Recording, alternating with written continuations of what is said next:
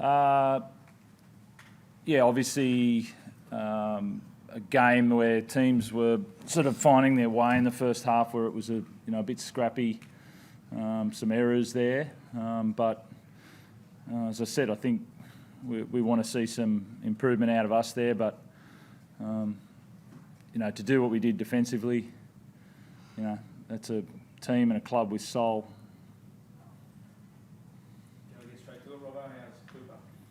I don't know. I'm not sure. So obviously ice, and he'll go and get scans and stuff. I saw what you saw there of him sort of carrying it back into the first half, and then into all of second half. I think you could see that Luke took over a lot there. It was pretty impressive from him, and so I'm not sure.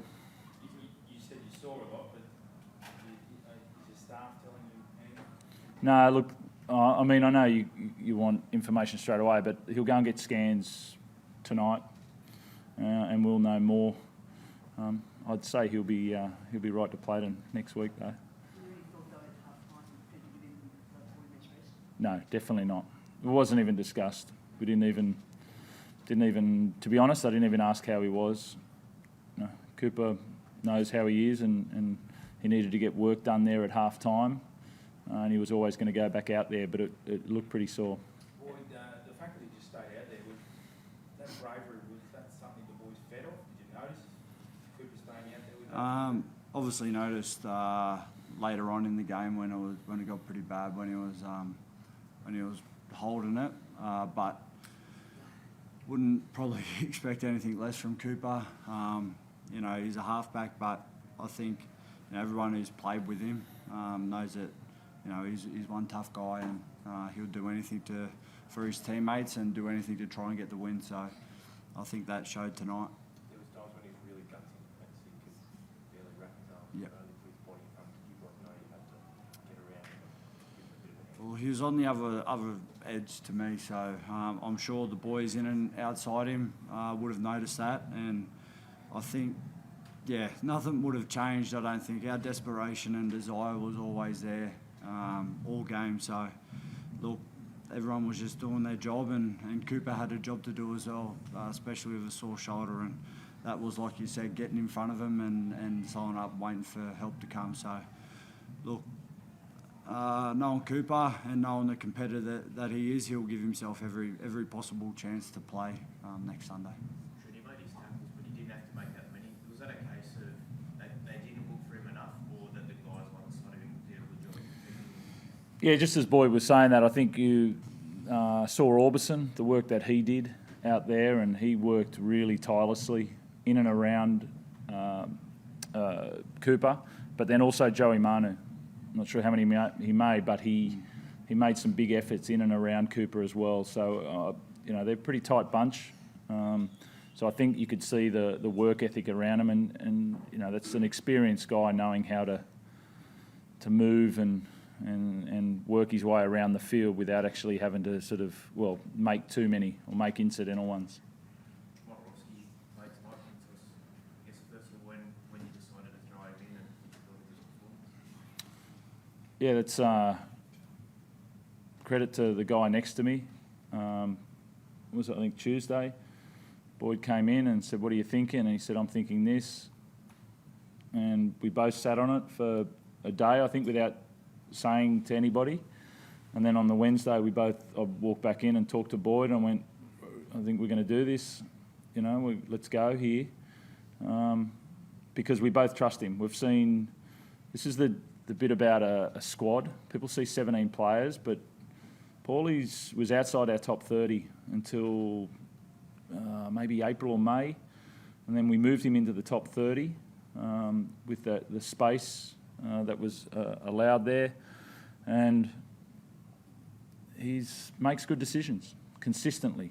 He has high principled player every single day, and he's training against Latrell Mitchell, Joseph Manu every single day. And he's there to put pressure on them and make them make decisions, but he's a highly intelligent footballer at the same time.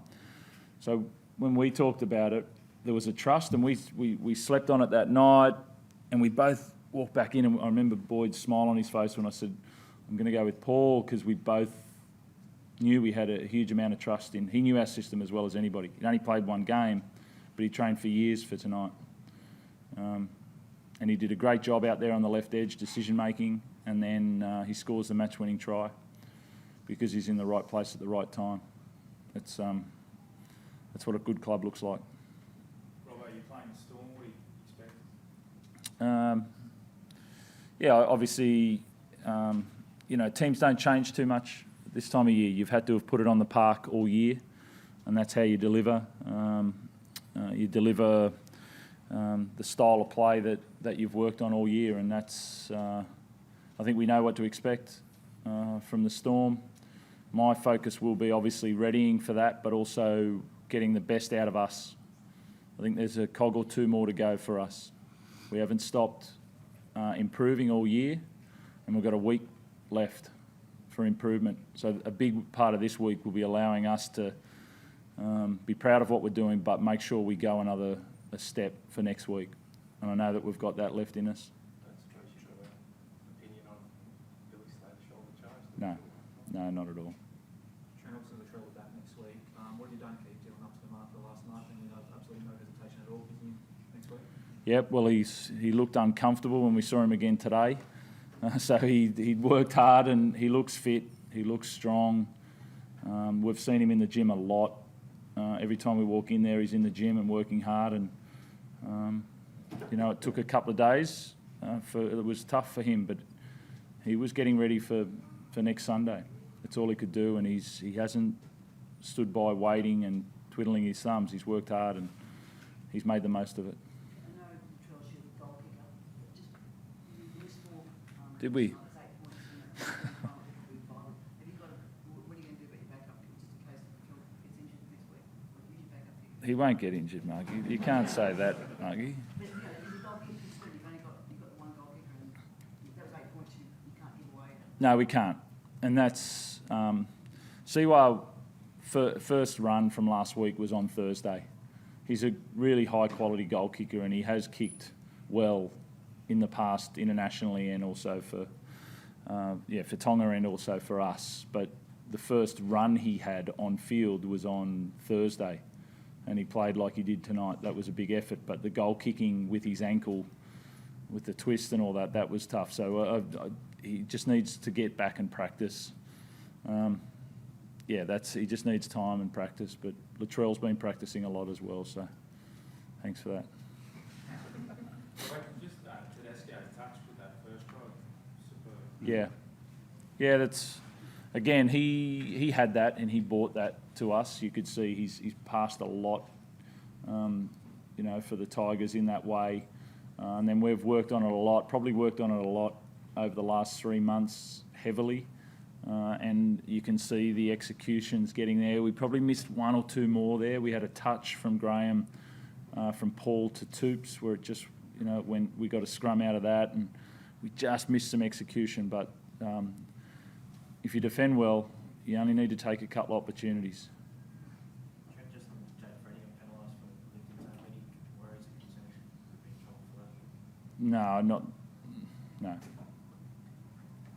you feel you talked about the progression getting better all the way through the season. Do you think, looking back, that you've done that well so that you're still peaking as you get to the biggest game of the year? Well, I know we're fresh, and I know the guys. That was a lot of work tonight in that second half, but they didn't. I replaced a lot of guys because I knew what was going on to the field, not because I needed to get them off the field. So I know that they're ready, and we need to prove that. I know we're in a good spot. I know we've improved every month this year, and we need to top that off next week. Thanks.